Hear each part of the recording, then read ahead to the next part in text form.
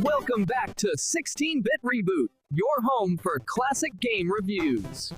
Hello, everybody, and welcome back. Today, you are joining me on the first episode of a new series called 16-Bit Reboot, where I go back into the past and revisit 16-bit games from consoles like Super Nintendo Entertainment System and the Sega Genesis. So let's find out how these games hold up in the modern world. So first up today is a game that I played a lot on the PC when I was younger, but never on the Super Nintendo Entertainment System, and that game is Doom. Now, a lot of people played Doom. It is a legendary game that really set the standard for first-person shooters, and most people are familiar with it on the PC. So I'm really curious to see how this is going to play out on the Super Nintendo Entertainment System. Okay, so there's that classic Doom opening screen image. No menu, just right into the game. Okay. All right, here we go. We're walking around, and you can go forward, backwards. You can turn left and right, but you can't look up or down. My God, these graphics are something else. Okay, I think there is almost too much information for these 16-bit graphics to handle. And what the heck is all this stuff supposed to be anyway? Puddles of placenta? Okay, and there's no jump button either. So you can't get up on top of any of these ledges. Okay, so this opens the doors, but it also causes him to make a weird grunting noise.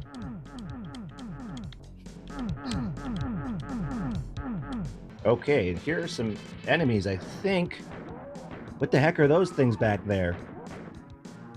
Okay, I mean, I might be remembering it wrong, but it seemed like the enemies looked a lot clearer on the PC version.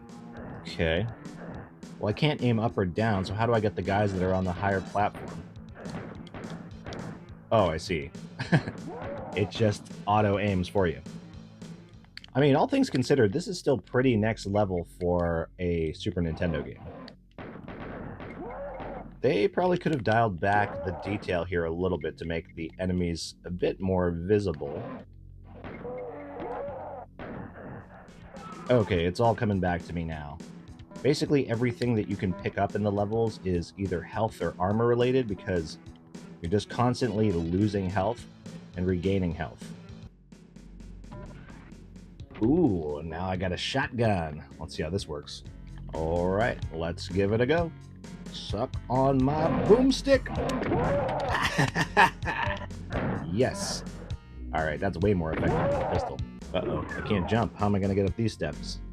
Oh, okay. You can just walk right up these ones. I mean, once the enemies get close enough and you can actually see their designs, they look pretty cool. But to do that, you have to get like super close to these enemies to the point that they're actually going to kill you.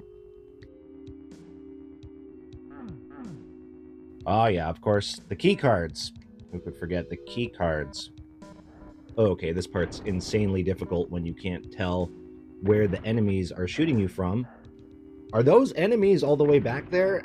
I can see some blocks kind of moving.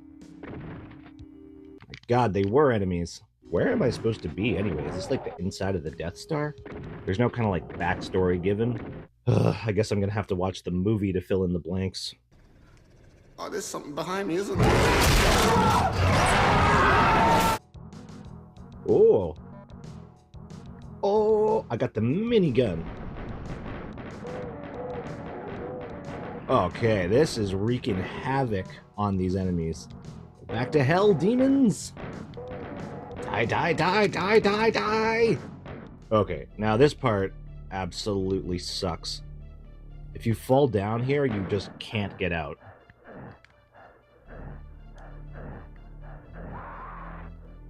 Ugh.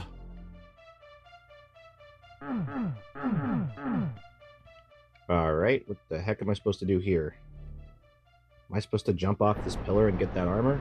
Can I just run off real fast? Ah! Ah!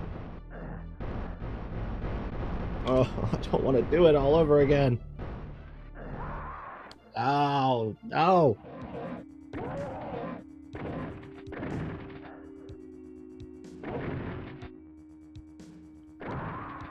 Ah! Ugh. Keep it together. Ugh. Okay, so this game's a lot more difficult than I remember it being. Maybe it's because it's the SNES version? I mean, the fact that the SNES is able to run a game like this at all is pretty impressive in itself.